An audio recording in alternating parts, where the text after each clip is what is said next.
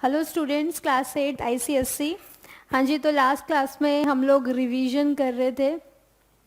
2 chapters का revision हो गया था, reproduction in plants and reproduction in human beings. ठीक है, तो आज जो रिमेनिंग चैप्टर है उसका रिवीजन कर लेते हैं, उसके एमसीक्यूज डिस्कस कर लेते हैं।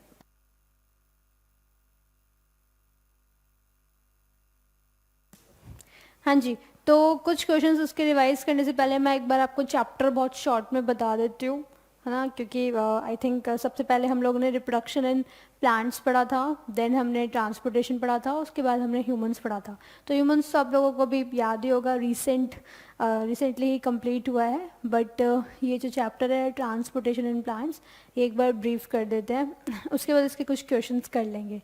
ओके, तो ये आज कंप्लीट हो जाएगा रिवीजन वर्क, फिर हम अगली क्लासेस में जो है सक्सेसिव चैप्टर्स जैसे इकोसिस्टम, सर्कुलेटरी सिस्टम वगैरह ये सब देख लेंगे।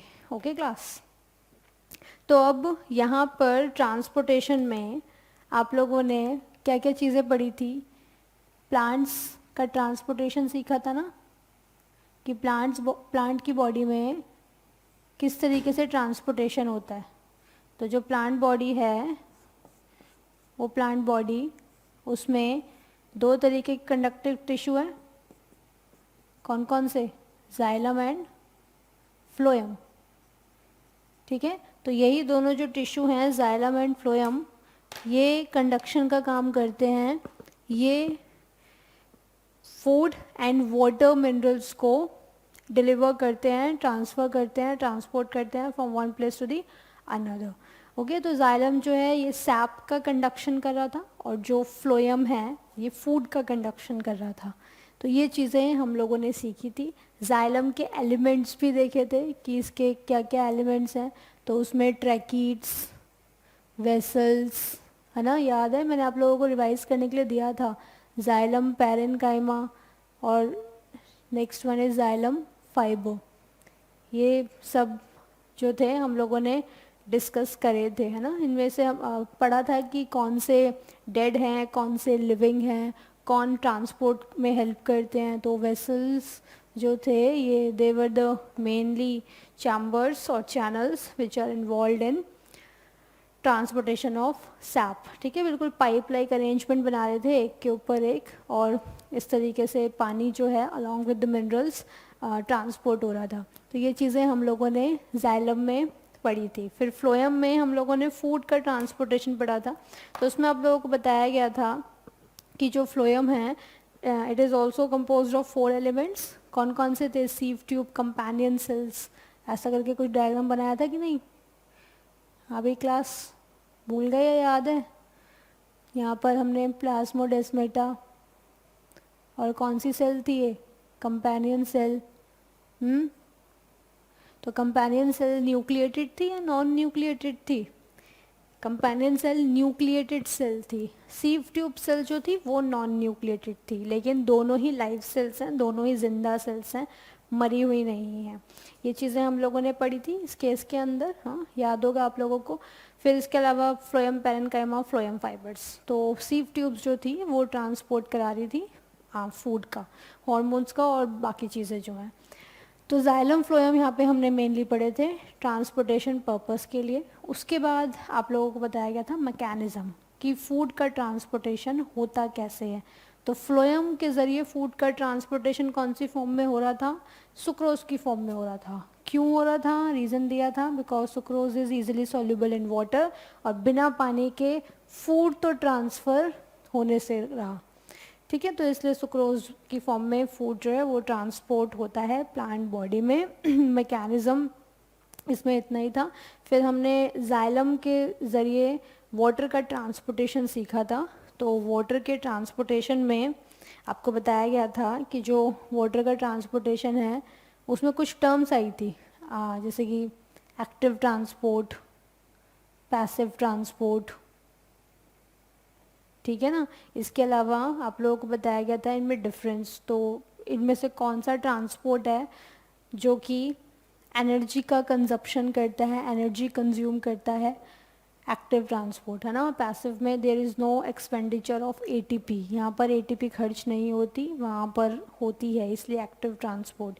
ठीक है, कौन सा ट्रांसपोर्ट है जो हाई कंसंट्रेशन से लो कंसंट्रेशन की तरफ मॉलिक्यूल्स को इजीली ट्रांसपोर्ट कराता है? High to low passive transport और low to high active transport. तो इनमें से अपहील ट्रांसपोर्ट कौन सा हुआ? Uphill active transport. और डाउन हिल कौन सा हो गया? Passive transport. ठीक है ना क्लास, ये सब चीज़ें हम पढ़ चुके थे। फिर पैसिव में दो तरीके के प्रोसेसेस थे, डिफ्यूजन एंड ऑस्मोसिस। ऐसा कुछ है या नहीं? तो जो डिफ्यूजन है, that is basically what? Diffusion is transfer of molecules from a region of high concentration to the region of low concentration. ऐसा है।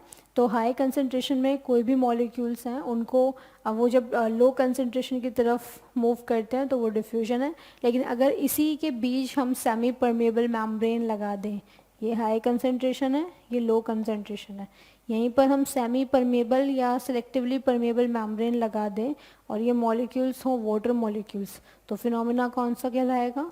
ऑस्मोसिस। ठीक है क्लास, तो ऑस्मोसिस जो है वो इसे ही बोलते हैं। यहाँ पर ऐसा ही होता है कि मॉलिक्यूल्स जो हैं वो high concentration to low concentration move करते हैं। ओके, अलोंग वाटर मॉलिक्यूल्स और किसको क्रॉस करके जाते हैं? सेमी परमिएबल मेम्ब्रेन को। फाइन, तो ये सब चीज़ें थी, ये सब डिस्कशन था ट्रांसपोर्टेशन में। ओके, अब इसमें जो मेन प्रोसेस था वो था कि जो वाटर है वो ऊपर की तरफ किस वजह से जा पा रहा है। तो शॉर्ट हाइटेड प्लांट और लॉन्ग हाइटेड प्लांट का केस बताया था। शॉर्ट हाइटेड प्लांट्स के केस में रूट प्रेशर और लार्ज हाइटेड प्लांट के केस में ट्रांसपिरेशन पुल मेनली। तो ट्रांसपिरेशन पुल जो है इसके लिए ट्रांसपिरेशन होना बहुत ज़रूरी है। Transpiration is loss of water from the guard cells in the from the stomata in the form of vapors। तो ये सब हमने ट्रांसपिरेशन में पढ़ा था।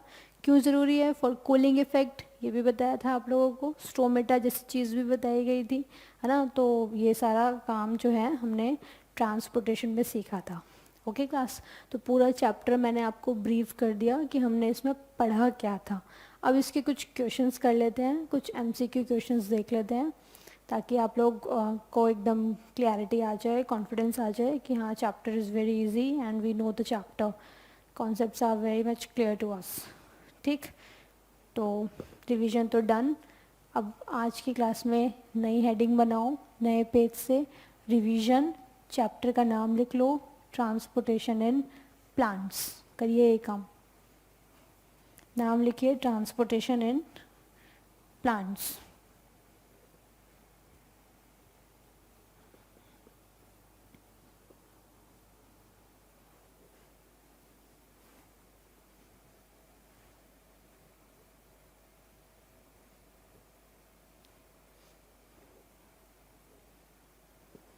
हाँ जी, तो इसमें सबसे पहले क्वेश्चन लिखो।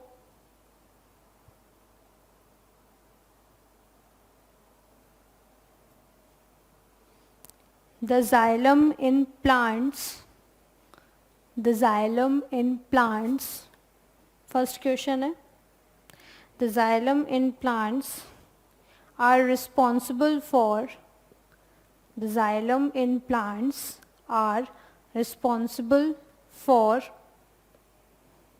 डैश डाल के लिखेंगे, transportation of water, xylem in plants responsible for transportation of water, B transportation of sap, transportation of sap, C option है इसमें transportation of sucrose, 4 more than one option is correct, more than one option is correct। ये question number 1 था, आपसे पूछा था xylem in plants are responsible for।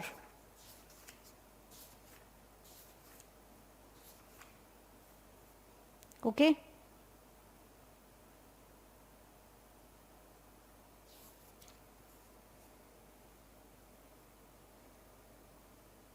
अगला question लिखो, which one of the following, next question, which one of the following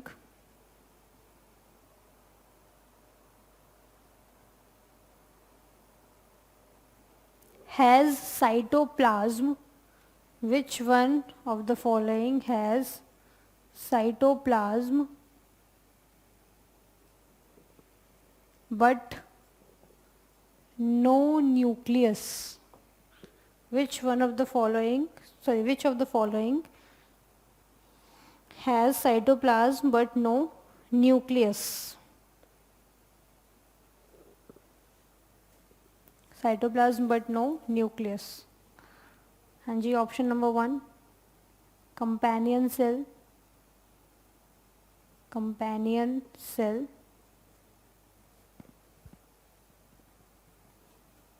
सीव tube and companion cell, CC मतलब companion cell, third sieve tube only, fourth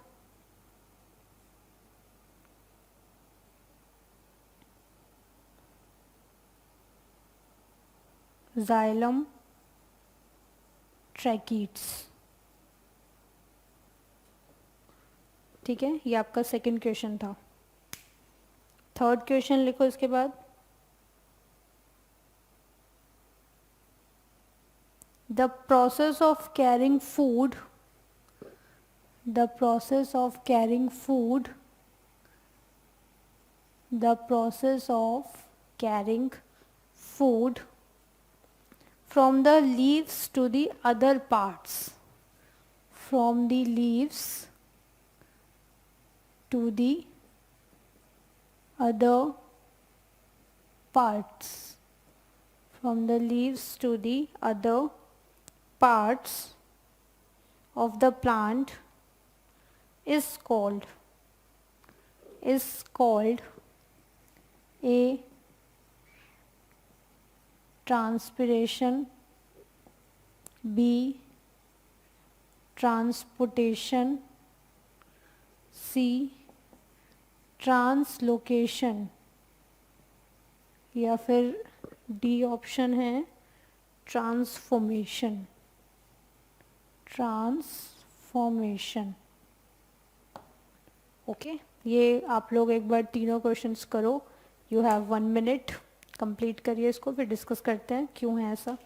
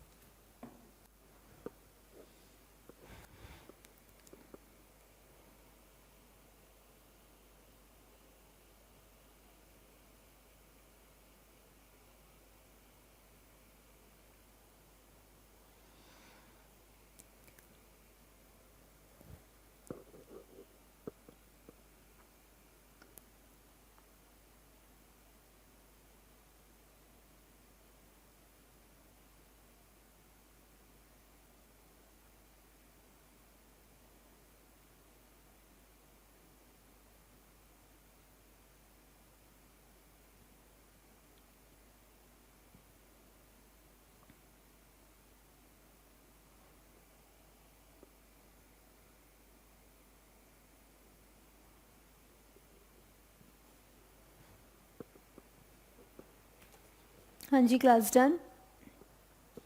okay, तो first question था कि जो plants हैं उन plant body में, just a minute, उस plant body में xylem in plants are responsible for, तो जाइलम जो है उसका क्या रोल है, वाटर का ट्रांसपोर्टेशन, सैप का ट्रांसपोर्टेशन, या मोर than one option is correct.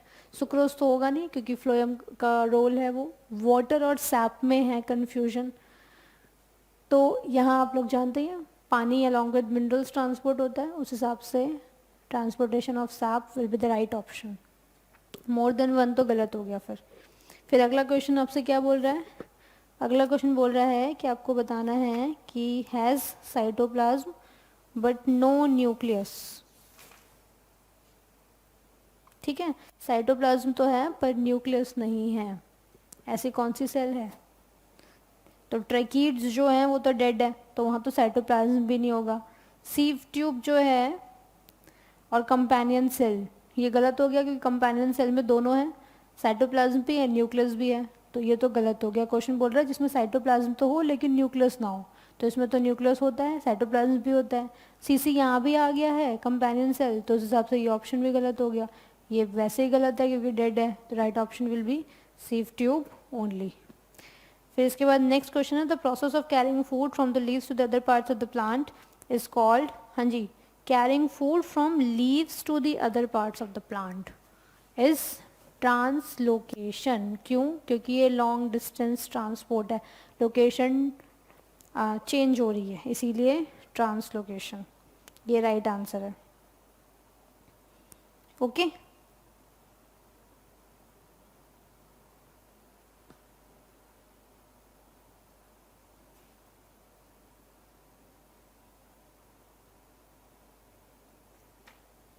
अगला क्वेश्चन लिखिए भाई।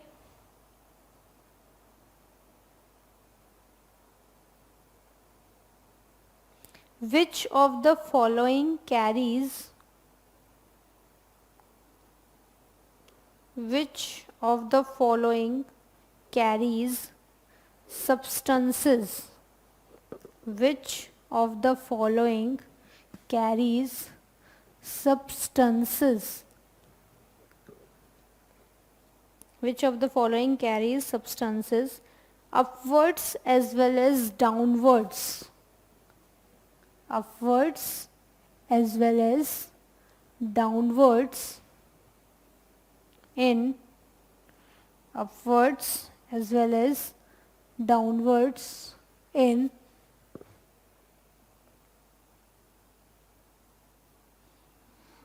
a plant।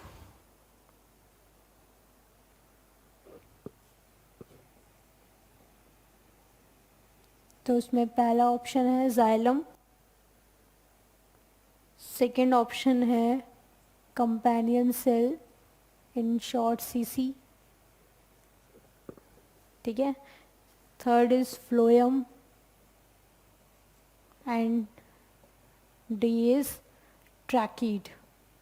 हाँ जी भाई बताइए, right answer is which of the following carries substances upwards as well as downwards in a plant. Upward भी जाते हैं और डाउनवर्ड भी जाते हैं सामान को लेके। तो आप लोग जानते हैं कि मल्टी डायरेक्शनल मूवमेंट किसका था, आपको दो तरीके की मूवमेंट बताई थी ना, unidirectional and multidirectional. तो जो प्लांट बॉडी है उसमें यूनी डायरेक्शनल फ्लो किसका रहता है, जाइलम का, नीचे से ऊपर का ट्रांसपोर्ट। लेकिन अलग अलग डायरेक्शन में कौन लेकर जाता है, फ्लोएम। ये सारे जो पार्ट्स हैं उसमें मेन आ जाएगा phloem. Tracheid is a part of xylem, और जाइलम तो वैसे ही गलत है, क्वेश्चन का सही आंसर नहीं है वो। कंपेनियन सेल जो है उसमें ट्रांसपोर्टेशन होता नहीं है, ट्रांसपोर्टेशन होता है सीफ ट्यूब में। ओके तो उस हिसाब से phloem will be the right answer.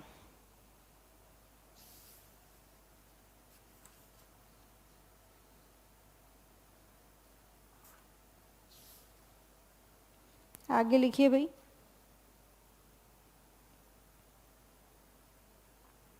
अगला question,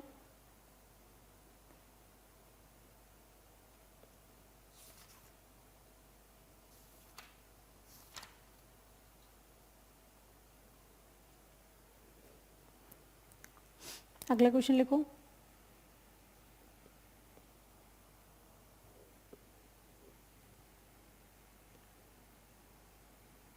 sugar molecules,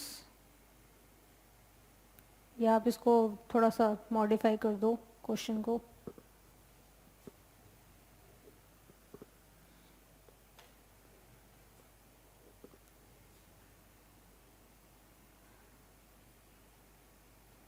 the transportation of the transportation of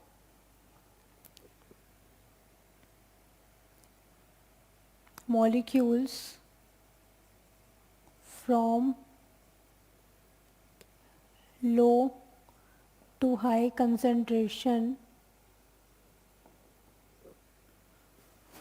option A, consumes ATP, B doesn't consume ATP, C is active transport, or D more than option is correct, more than one option is correct. हाँ जी बताइए. तो transportation of molecules from low to high concentration, अगर low to high concentration में molecules जाएंगे तो कौन सा प्रोसेस जो है वो होगा, मतलब कौन सा ऑप्शन जो है इसमें से आपके अकॉर्डिंग ठीक है. तो अगर मॉलिक्यूल्स लो टू हाई जाएंगे तो नेचुरल बात है एटीपी का एक्सपेंडिचर करेंगे, एटीपी कंज्यूम करेंगे, और सेकेंडली इसी प्रोसेस को आप एक्टिव ट्रांसपोर्ट भी बोलते हैं, है ना, क्योंकि एक्टिव ट्रांसपोर्ट में molecules low to high concentration यानी कि अप हील ट्रांसपोर्ट करते हैं, डाउन हील नहीं करते. तो इसीलिए उस हिसाब से ये भी सही है, ये भी सही है, तो right answer will be more than option one option is correct. Okay, more than one option is correct, ये सही आंसर हुआ, सही ऑप्शन हुआ.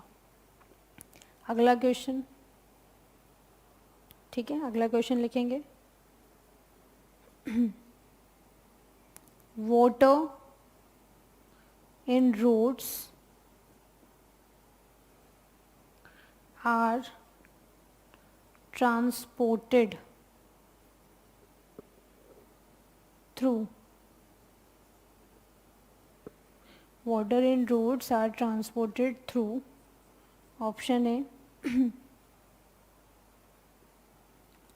सॉरी यहाँ इस जाएगा, water in roots is transported through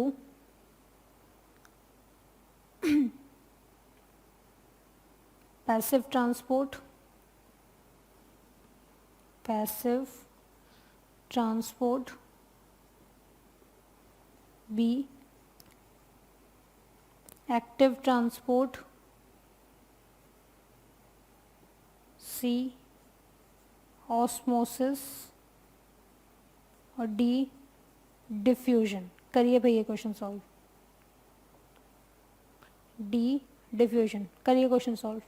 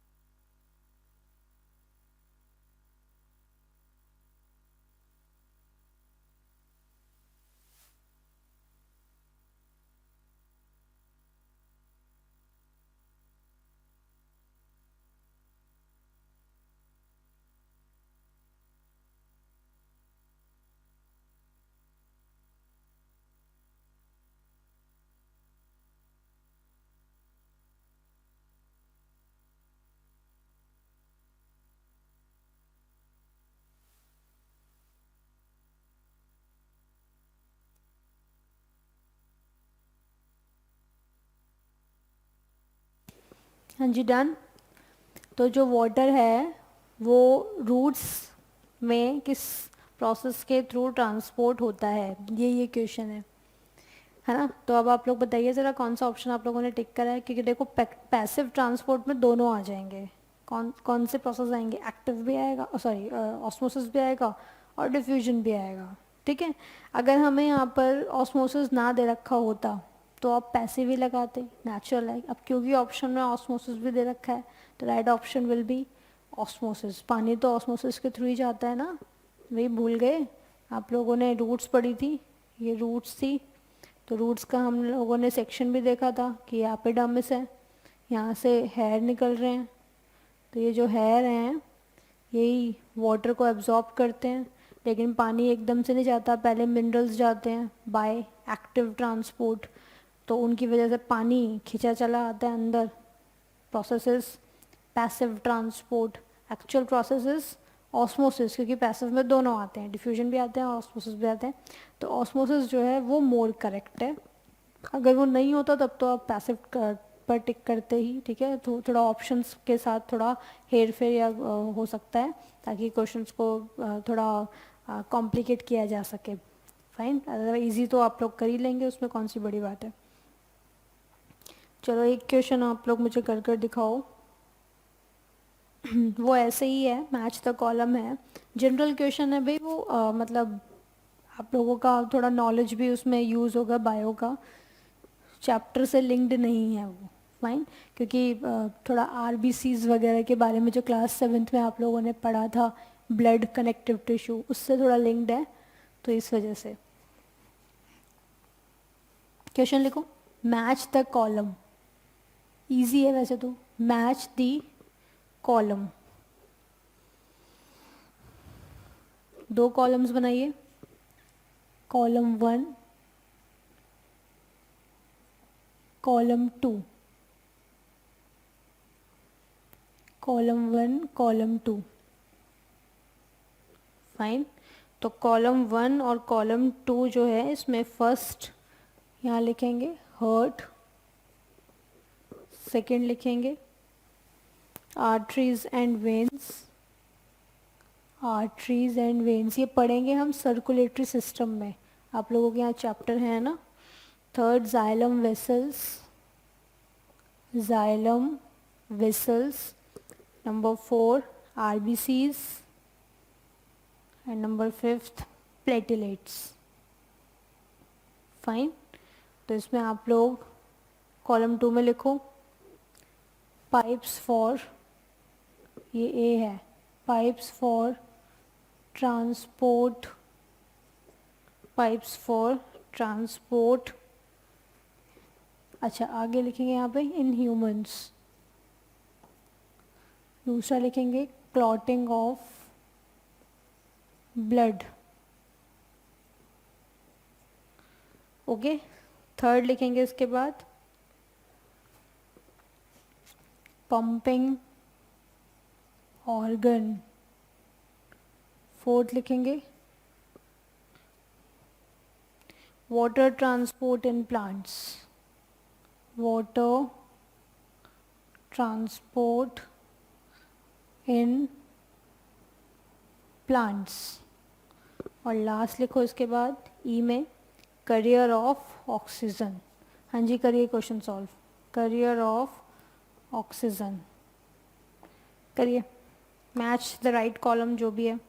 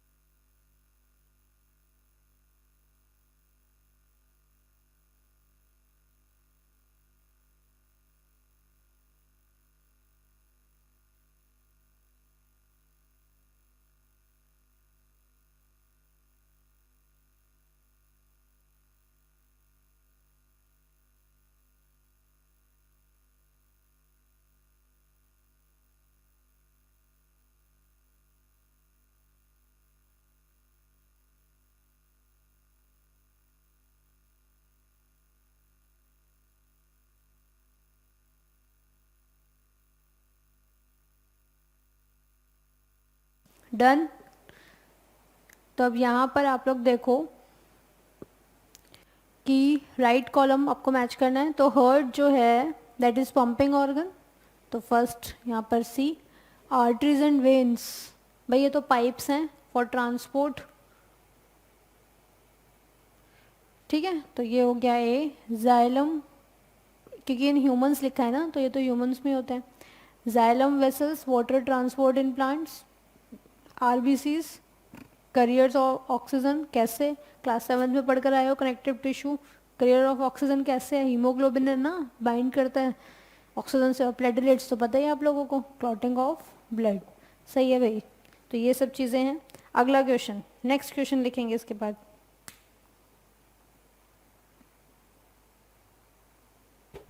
अगला क्वेश्चन लिखिए,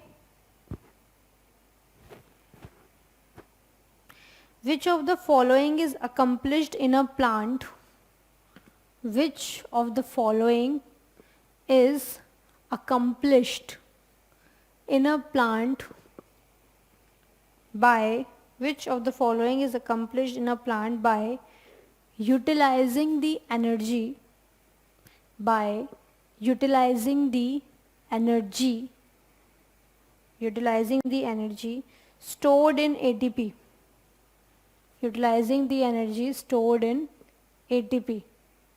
Which of the following is accomplished in a plant by utilizing the energy stored in ATP?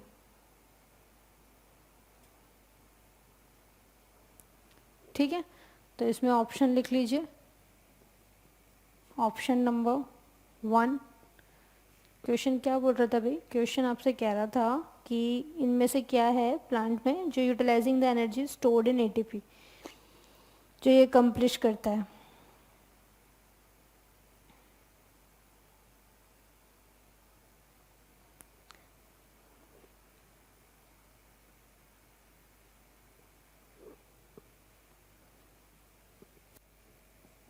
Transport of water, transport of minerals. Okay, फिर उसके बाद next transport of food.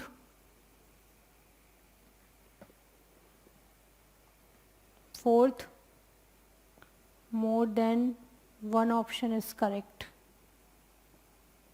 करिए भैया question solve करिए. Time लो, question solve करो.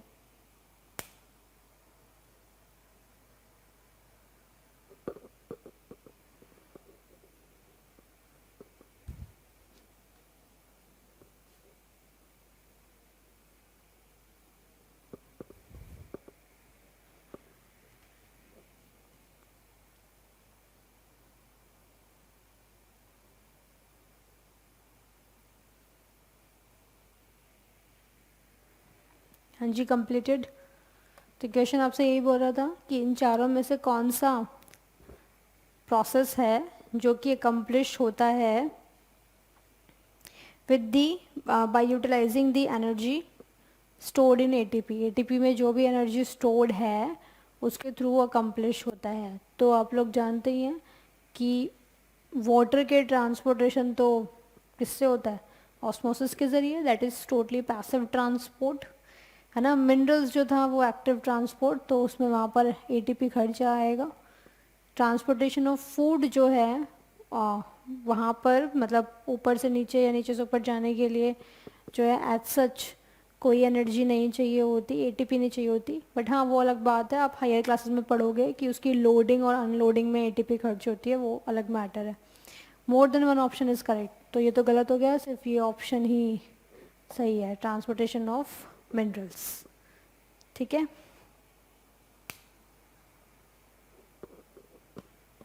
Done.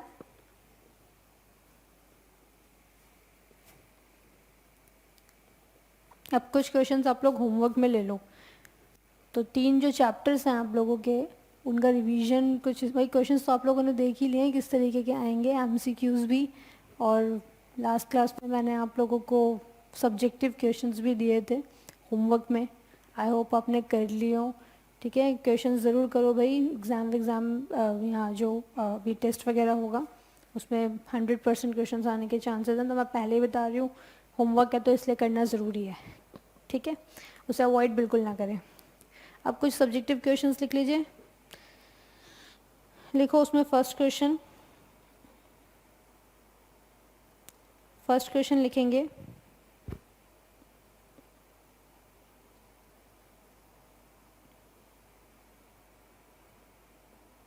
why is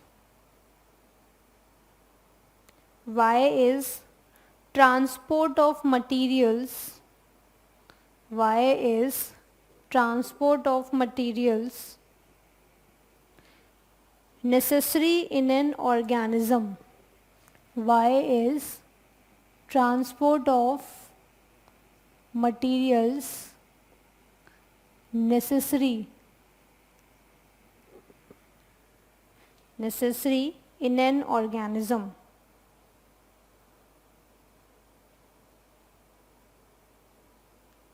okay, transport की need पूछ रहा है ये. Why is transport of materials necessary in an organism. Second question.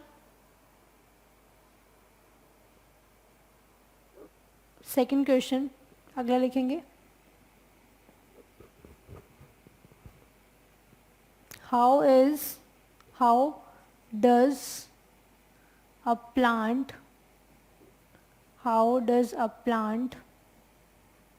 gets water?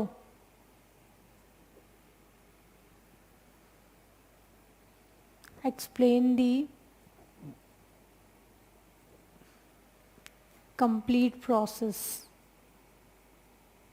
Explain the complete process. ठीक है, कैसे वो प्लांट वाटर ऑब्टेन करता है ये आपको यहाँ पर बताना है.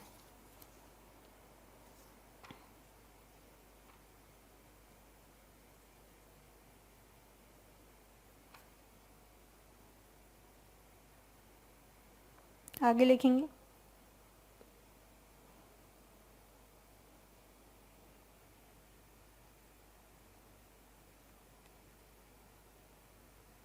Name the conducting tissue in plants. Name the conducting tissue in plants. Name the conducting tissue in plants which is made up of.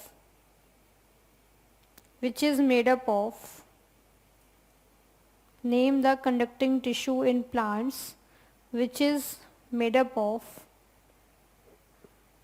mostly.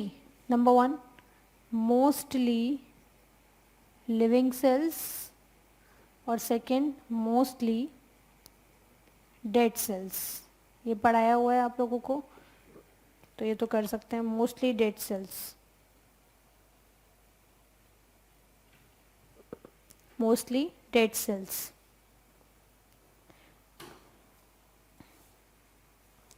अगला क्वेश्चन लिखेंगे इसके बाद.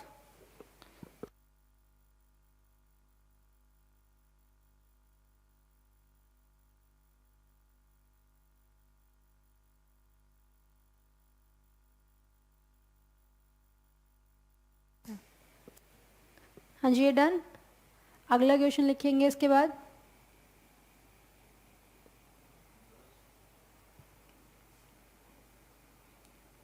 How water or sap reaches to. How does water or sap reaches to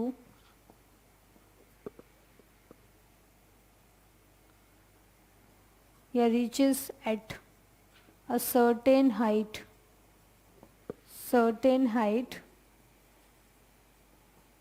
in plant body. Certain height in plant body. Explain briefly. ये briefly बताना है आपको. जो भी प्रोसेस इसके पीछे रिस्पॉन्सिबल है उसको briefly डिस्क्राइब करना है. ठीक है, एक्सप्लेन ब्रीफली. अच्छा क्लास, एक चीज़ और आप लोग ध्यान रखें. 3 चैप्टर्स आप लोगों के कंप्लीट हो गए हैं. Transportation in humans, transportation in plants and reproduction. तो साइमल्टेनियसली इनको रिवाइज भी करते रहें. ठीक है, मैंने जैसे अभी ब्रेक लिया है, 3 चैप्टर्स कंप्लीट होने के बाद रिवीजन करवाया है. ऐसे आप लोग अपने लेवल पे भी रिवाइज करते रहें, अदरवाइज़ भूल जाएंगे जब नेक्स्ट ईयर एग्ज़ाम्स वगैरह होंगे. ठीक है, तो बिल्कुल ऐसा लगेगा कि पढ़ा ही नहीं, तो फिर लगेगा कि भूला, हम तो मतलब कुछ समझा ही नहीं. तो ऐसा ना हो, उसके लिए टच में रहें, रिवीजन करते रहें. प्रॉपर क्वेश्चंस जो हैं वो टाइम टू टाइम आपको करवाए जाएंगे ताकि रिकॉल करना इजी हो. ओके, तो अगली क्लास में जो हम चैप्टर शुरू करेंगे वो मोस्ट प्रोबेबली इकोसिस्टम ही होगा, और नहीं तो देख लेंगे जो भी ठीक लगा. बट जो अभी का जो भी रहा है, इकोसिस्टम वैसे छोटा भी है, जल्दी ख़त्म भी हो जाएगा, तो फिर आपके काफ़ी चैप्टर्स कंप्लीट भी हो चुके होंगे. देख लेंगे बाकी as per the situation. But अभी एक क्वेश्चन और आप लोग कंप्लीट कर लो, उसके बाद जो है होमवर्क ये सारा का सारा आप लोग करेंगे. हाँ जी, एक क्वेश्चन और लिखेंगे ट्रांसपोर्टेशन में, differentiate between.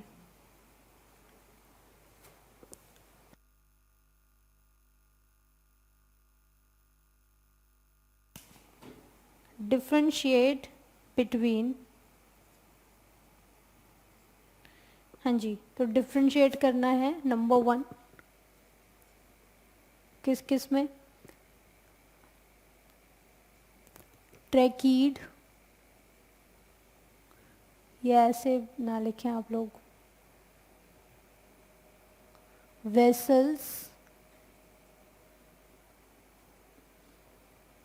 And sieve tube, vessel and sieve tube cell. तो ये तो बता ही देंगे कि इनमें से न्यूक्लिएटेड कौन है ना, और डेड कौन है, नॉन न्यूक्लिएटेड कौन जाइलम का पार्ट है, कौन फ्लोएम का पार्ट है। इस बेसिस पर आपको डिफरेंस बताना है वेसल्स और सीव ट्यूब में। दो दो डिफरेंस लिख दीजिएगा, एटलीस्ट दो दो, इससे ज़्यादा हो जाए वेल एंड गुड, बट दो दो लिखने ही है। तो यहाँ लिख लेना डिफरेंशिएट बिटवीन में 2 पॉइंट्स मिनिमम, इतने तो आपको लिखने ही हैं, vessels and sieve tube cell. Second आप लिखेंगे इसमें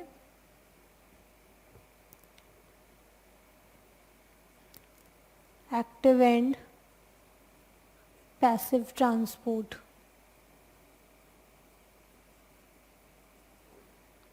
third is diffusion and osmosis, diffusion and osmosis. Fourth is root pressure and transpiration pull, root pressure and transpiration pull. Fine. तो टोटल क्वेश्चंस कितने हो गए, 1 2 3 4 5। आई थिंक ये तो कर ही लेंगे डिफरेंस वाला क्वेश्चन, ये इजी भी है।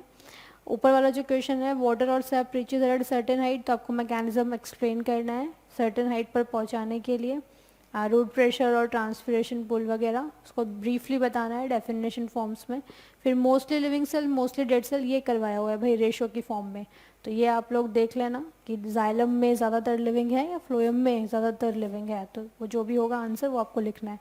फिर उसके बाद प्लांट जो होता है वो वाटर को कैसे ऑब्टेन करता है, पूरा प्रोसेस बताना है सॉइल वगैरह से, ये सारा का सारा प्रोसेस यहाँ पर आप एक्सप्लेन करेंगे। उसके बाद ट्रांसपोर्टेशन ऑफ मटेरियल्स की, सॉरी हाँ, ट्रांसपोर्टेशन ऑफ मटेरियल्स किसका सिग्निफिकेंस पूछा गया है कि ट्रांसपोर्ट क्यों नीडेड है। तो ये सारी की सारी चीज़ें जो हैं हम लोगों ने